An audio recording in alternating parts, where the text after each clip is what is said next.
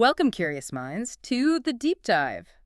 Today, we are taking a really profound step into a world that's just, well, it's ravaged by dark magic. Completely ravaged. We're talking ancient political conflicts, Hmm. curses, monsters. Exactly, and it's all pulled directly from the pages of the epic first installment, Hollow, Crown of Hearts and Chaos. And this is a fantasy setting that, it immediately drops you right into the deep end.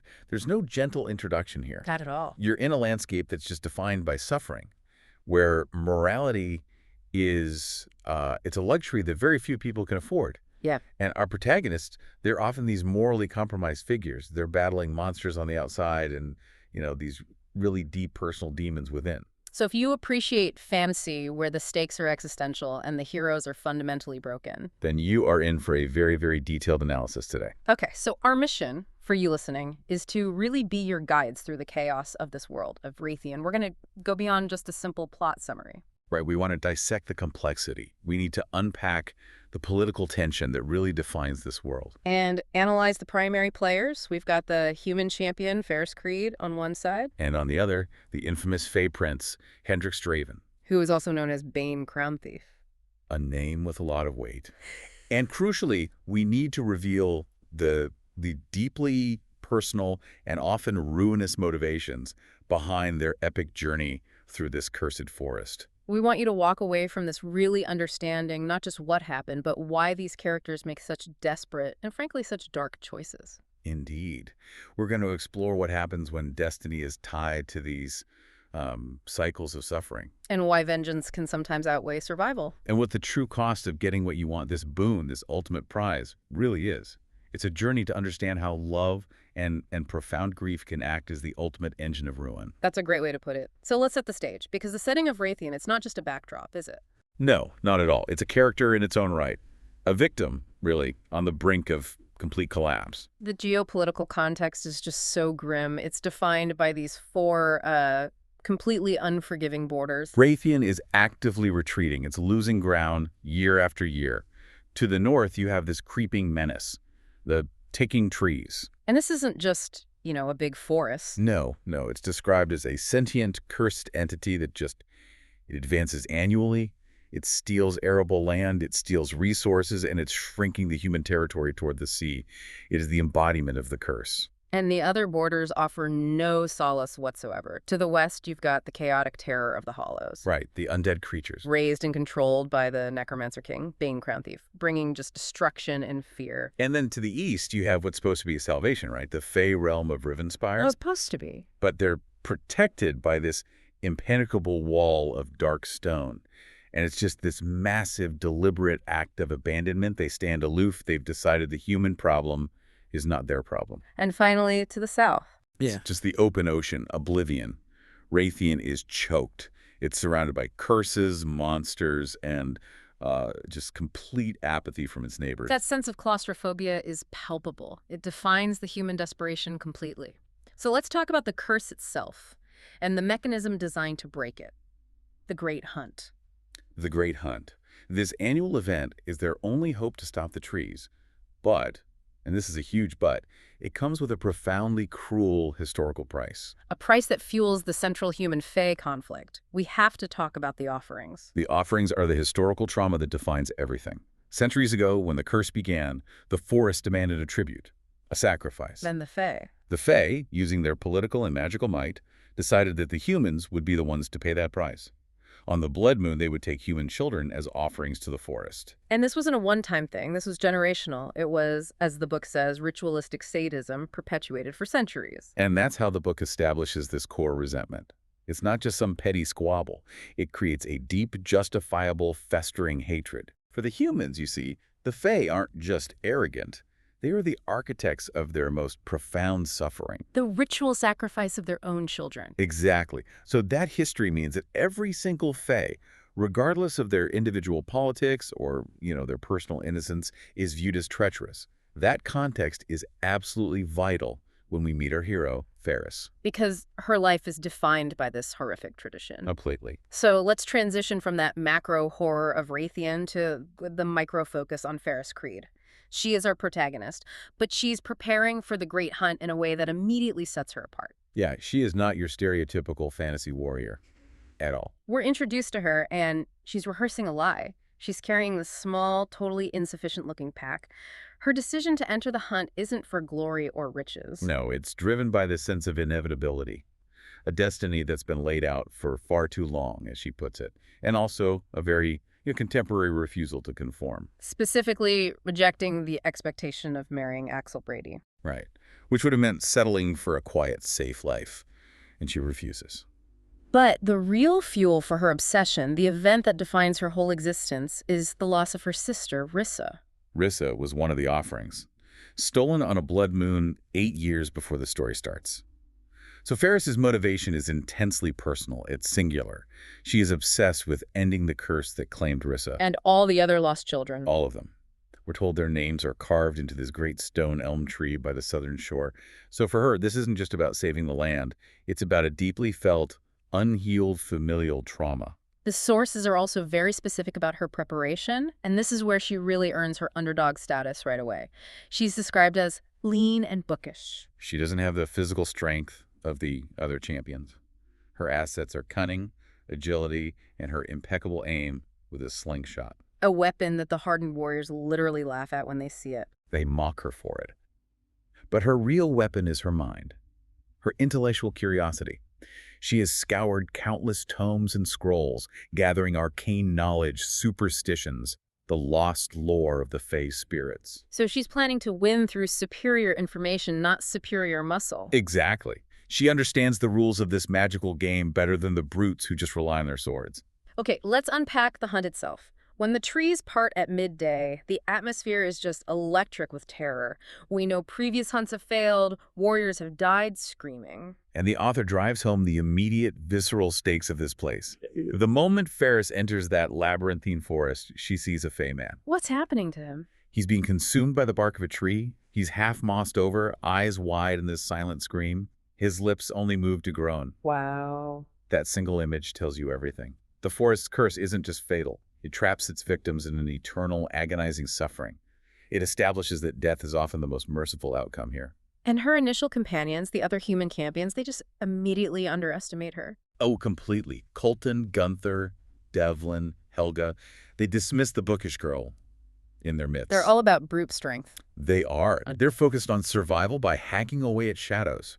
But Ferris proves her unique value almost immediately. How so? While they're fighting, she's performing these rituals she's read about. She's placing X and O stones, entangled white weeds, and bluebells on the dead. The superstitions she learned from her books? Precisely. And her logic is so clear. She said she may not believe the superstitions, but she's not taking any chances. She uses this arcane knowledge to stop all ill spirits from watching them. She's pragmatic, organized, and quietly resilient in a way they just aren't. The early spirit encounters really showcase that this isn't a normal physical fight. The group hunts the raven spirit, which is described as non-normal, crafted with magic. It has talons made of shadow.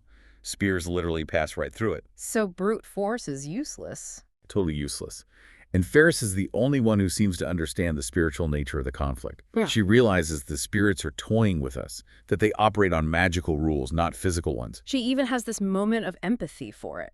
She does. She recognizes a haunting beauty and ancient pain in the raven's cry, which suggests the spirits themselves are tormented. And that's a massive hint about the true nature of this curse. It's not just evil, it's pained. The pace of the casualties is just alarming. We need to slow down and talk about this because the deaths really illustrate the lawless, desperate nature of this place. They happen so fast. We lose Emmy and Tyson to the forest's temptations, these magical illusions. Devlin goes missing. But the fate of Daniel and Gunther, that's the first staggering moral test for Ferris. What happens there? It's a profound, horrifying moment of, instant cosmic justice. They stumble upon another Fae warrior, completely consumed by bark, pleading desperately for death. Gunther is fueled by that generational hatred for the Fae because of the offerings. He acts on it. He severs the Fae's head, giving him the release of death. The book says his eyes fly wide in ecstasy as he dies. But the forest, it responds immediately. It has its own perverse morality. Exactly. The moment Gunther commits the murder of that trapped Fae, the bark comes for him and his companion Daniel. They begin to be consumed, inch by inch. Destined to suffer in the grip of the trees for the rest of time. The same fate they just witnessed. And Ferris, Watching this agonizing, slow consumption, she makes a choice that just defines her capacity for what I can only call brutal compassion. She realizes their fate is so much worse than death. So she uses her slingshot, the weapon everyone mocked, and strikes Gunther in the temple, Killing him. granting him the swift mercy of death before the forest can fully claim him and trap him in that perpetual agony. It's a staggering moment of moral complexity. She commits a mercy killing within the first few days of the hunt. It establishes her willingness to make these impossible choices for the sake of peace. It really does. And it sets such a high bar for the moral compromises that are about to come, because that brutal compassion is going to be tested beyond measure. And it's tested almost immediately, because having witnessed the horrifying fate of her companions, having just escaped the hollows that killed Colton, she is now utterly alone. Completely vulnerable. And this is the moment the entire narrative pivots with the introduction of the Fey Prince, Hendrix Draven. The sources just waste no time at all defining him as a dangerous presence. The warning text is so crucial here. It really is. It tells you exactly who you are dealing with, the morally gray man. Closer to 7 foot than 6, with a dark gaze and this smoldering, devastatingly attractive presence. But the key phrase, the one you have to remember, is the caution. Because he's Fey, all bets are off. He's a walking contradiction of attractiveness and menace. And his internal monologue is just as brutal. He views humans as worthless, breakable, easily replaced. He has that line about them. That they breed like rabbits. Exactly. He fully accepts his own identity as an outcast, a loathed prince whose crown is made of blood. He sees himself as a beast in my own right, a monster fit for this trial. And even the cursed forest itself seems to recognize him as something ancient and dangerous. It does. But his motivation is immediately intriguing. He's seeking the boon, the ultimate prize, but he explicitly states it is not for material gain or petty desires. It's for one compelling, mysterious prize. He's driven by necessity, not by greed. He views this whole trial as a necessary evil to achieve his goal. We know he's a monster, and he knows it too, but he's here for something personal and profound. Which immediately separates him from the other purely political Fey antagonists. It does. So the alliance, if you can even call it that, begins immediately and violently right after he abducts Ferris. She's fleeing the hollows when he just snatches her up, and he calls her Lightwing. Which is such an unusual name. And it carries so much significance later on. He notices the stormy nature of her violet eyes, which again are specifically compared to the spirit providence, the ancient force tied to the curse. So he sees something special in her, but not as an ally. No, not as an ally, as bait. He tells her she's valuable because she could be used to lure spirits. He sees her as a captivating distraction, a tool. And Ferris's reaction to this is just pure, unfiltered hatred. As it should be. She despises the Fae. They take what they want, a clear reference to the offerings and the loss of Rissa. She believes his kind are inherently treacherous, scheming creatures. And this becomes the core tension of their entire relationship, doesn't it? She's forced to rely on the very thing she hates most in the world. Absolutely. They find shelter in this preserved Fae castle, which is magically maintained, and he immediately starts manipulating her, demanding she beg him for food. He makes it clear she's his captive, his prey. And his dark power, the art of death, is this silent, terrifying confirmation of how dangerous he is. Yeah. It just hangs in the air between them. But Ferris has an equalizer. She has her Book of Secrets. The Fae-made tome she carried. This knowledge is her leverage. Right. The book contains all this suppressed lore and the myths of the spirits, including their original purpose before the curse twisted them into what they are now. For example, she knows the stag was the original keeper of histories, and the tiger was the shepherd of creatures.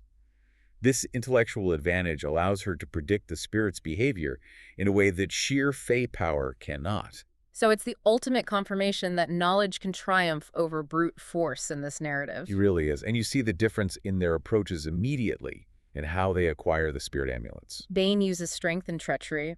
Let's start with the bear amulet.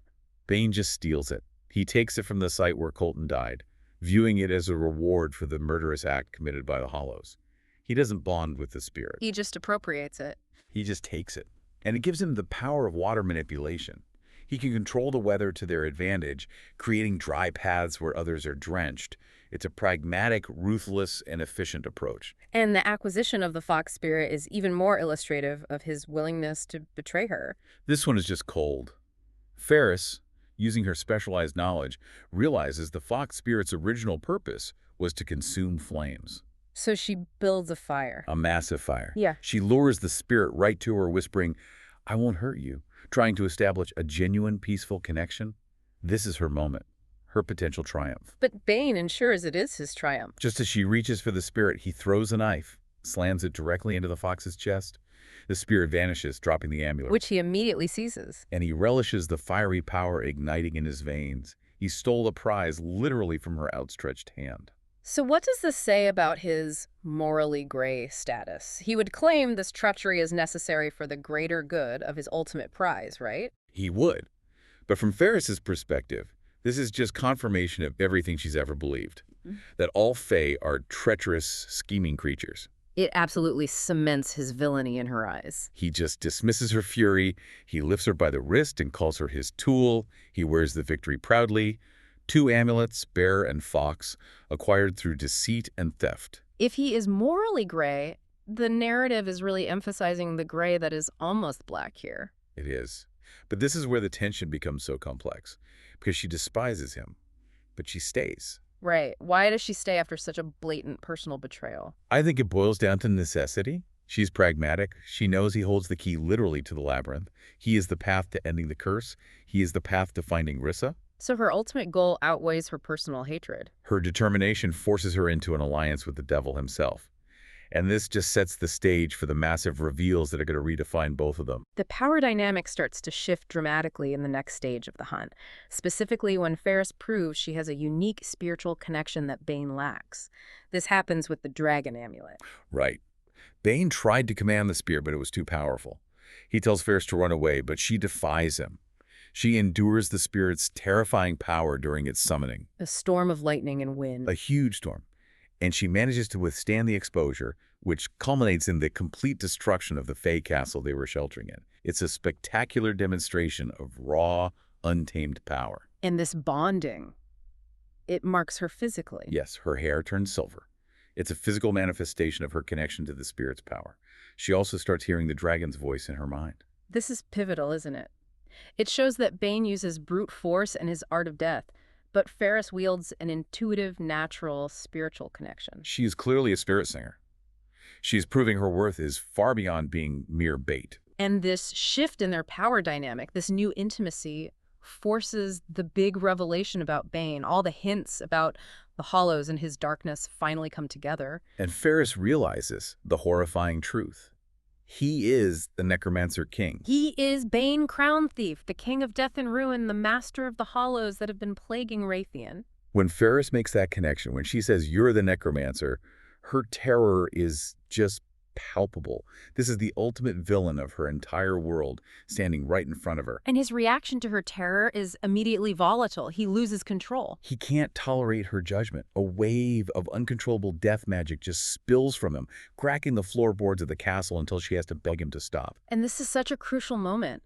It shows not only the extent of his dark power, but also its instability. He's not fully in control of the ruin he wields. It's tied to his emotions. But then we get the twist that elevates him from simple villainy to real tragedy.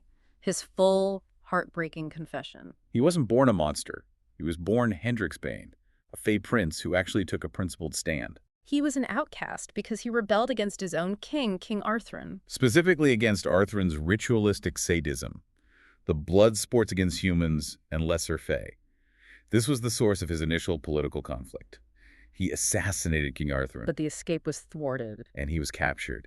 And that led to the true, devastating catalyst for his transformation. He was forced to watch the execution of his entire family, his mother, father, younger brother, and sister. All at the hands of one man.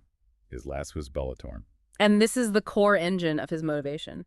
He saw the man who is now Queen Sorshana's Lord Protector drive a knife into his own mother. His motivation isn't political power. No, it's vengeance. Pure vengeance, driven by this profound, unhealed grief. And his unique magical ability, the art of speaking to the dead, it was irrevocably twisted by that moment of trauma. Exactly. In his moment of complete and utter despair, he called upon death herself. She came, she spoke in his ear, and she gifted him power. But it was uncontrollable power. And the resulting death magic brought his family back, but not right. It brought them back into a terrible, agonizing half-life. They are trapped in what the sources call the Blight. We need to be clear about what the blight is. It's not just a ghost state. No, it's a realm of perpetual suffering and decay. He confesses that his family cannot sleep, yet they are fatigued by living. They cannot eat, yet they starve for nourishment. It's a waking nightmare. It is. And Bane views himself as their failure. He is the cause of their eternal torment. So his boon, his ultimate prize, it's not power. It's not a crown. It's death. A peaceful release for his family that only the magic of the Great Elm can grant. This reframes his entire quest. It's a quest for familial salvation through oblivion. And that's the great thematic contradiction, isn't it? He's the Necromancer King, the epitome of death and ruin, but his goal is the ultimate act of loving mercy. And Ferris, despite her terror, her shattered trust, her knowledge that he's a mass murderer, she's captivated by this raw, ugly truth. She agrees to stay. She even admits that a foolish part of me is telling me I am right where I'm supposed to be. Which is just an incredible admission at that point. Their fragile alliance becomes something so much more complex and dangerous. It's cemented by a shared purpose, even if they have different prizes in mind. But the revelations don't stop with Bane. Ferris has her own destiny to confront. Right. The sources introduce this theme of reincarnation and cyclical fate.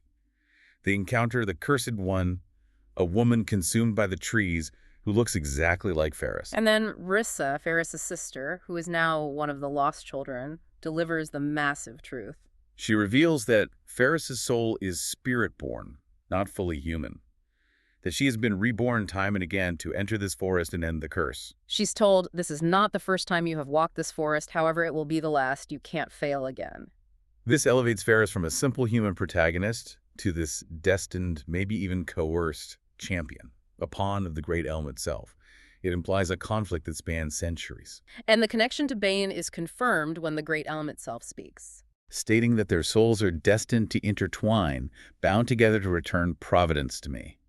So Providence, the spirit whose stormy nature Ferris's eyes resemble, is the key to ending the curse. And Ferris and Bane are two ancient, interconnected forces meant to complete that task.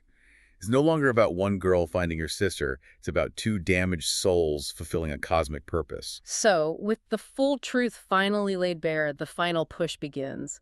The destination is the Great Elm, the heart of the curse. But standing in their way is not just the forest anymore, but the primary force of Fey political evil, Islacé's Bellatorn. The man Bane hates most, Queen Sorshana's Lord Protector, the one who executed Bane's entire family. And he entered the hunt with two companions, Jadina and Benson, specifically to murder the human champions and seize the boon for the queen.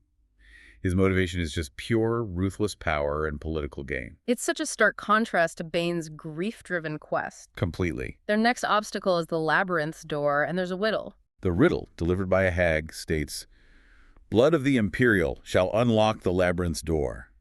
And Princess Strava, another Fey royal who is competing, she attempts to open it with her own blood. And it fails. It fails. The riddle is incomplete. It's demanding a dark corollary. And Islacé, in a moment of just defining cruelty, brutally supplies the missing piece. He murders Princess Drava. He slits her throat and smears her imperial blood upon the door, and it opens. Proving the key was imperial blood and murder. Islacé embodies the ruthless, self-serving savagery that Bane supposedly rebelled against in the first place. The final battle just explodes at this entrance, and Bane, fueled by the sight of his family's killer, unleashes everything he has. He confronts Islacé and his followers, and he directs his dark power to summon and unleash the Hollows, withering the very ground they stand on.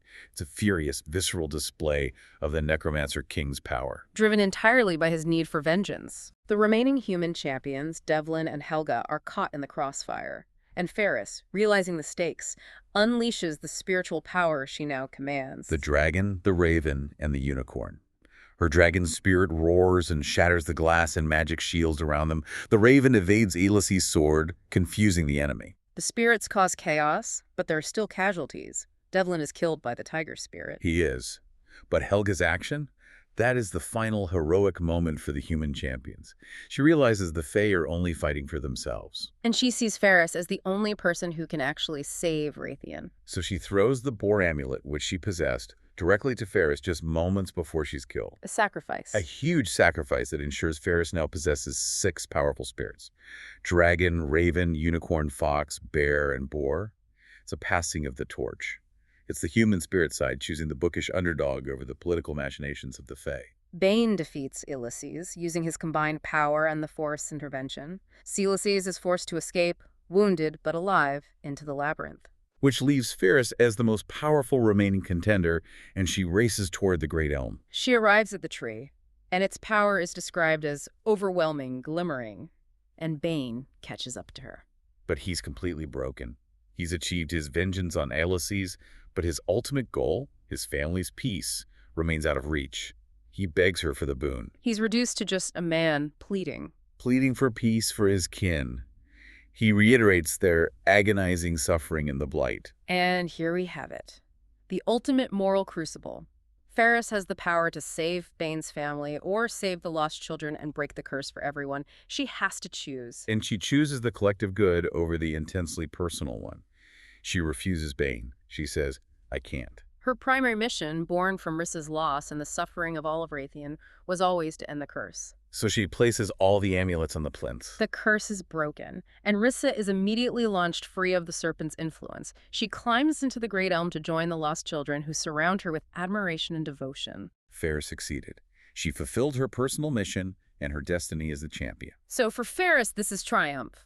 But for Bane, it's the ultimate catastrophe. The curse is broken, but because he didn't get to use the boon for their release, his family is still trapped in the blight, suffering eternally. And he now views Ferris as his villain for stealing his last hope. He's consumed by a despair so profound it just manifests as pure, ruined hatred. And the Great Elm, that ancient, powerful entity, it intervenes one last time to reveal the true, complex solution to the other curse. The Curse of the Hollows. What does it reveal? The Elm commands Bane to take the small one, a tiny tree, and reveals that Ferris is his ultimate paradoxical answer. It speaks directly to him. It says, if anyone could gift me death, it was her. This is the ultimate mind-bending twist. Bane's death is the key to ending the Hollow Curse entirely, and Ferris, the Spirit Singer, is the only one with the power to grant him that oblivion. This flips their entire relationship on its head. They go from ally and captor to fated executioner and necessary victim. Bane, Crown Thief, the King of Death, is now actively seeking his own demise. And he attempts to kill her. Not necessarily out of immediate malice, I think, but out of necessity. He views her as the only pathway to the peace his family requires. His hatred and despair merge into this terrifying, singular drive for oblivion. If anyone could give me death, it was her, he confirms. But before that conflict can be resolved, Rissa, Ferris's rescued sister, performs a shocking, chilling act of betrayal. It suggests her time in the forest has utterly changed her. She's revealed to be the true master of the lost children. They are devoted to her. And as Ferris is fleeing from Bane, Rissa catches her. And she forcibly removes the serpent amulet's mark from Ferris's bicep, transferring the serpent spirit to herself. Ferris describes the sensation as a bloody wound into my soul. This isn't just a quick theft. No, it's a physical and spiritual violation. And Rissa's motivations are chillingly ambiguous. She just tells Ferris, this isn't our moment, sister. You don't perceive it yet, but you will. And then she's gone. She takes one of the most cunning and treacherous spirits and leaves Ferris reeling from the wound and this massive psychological betrayal. Rissa is not the innocent child Ferris spent 8 years sacrificing herself for. No, she is something else now.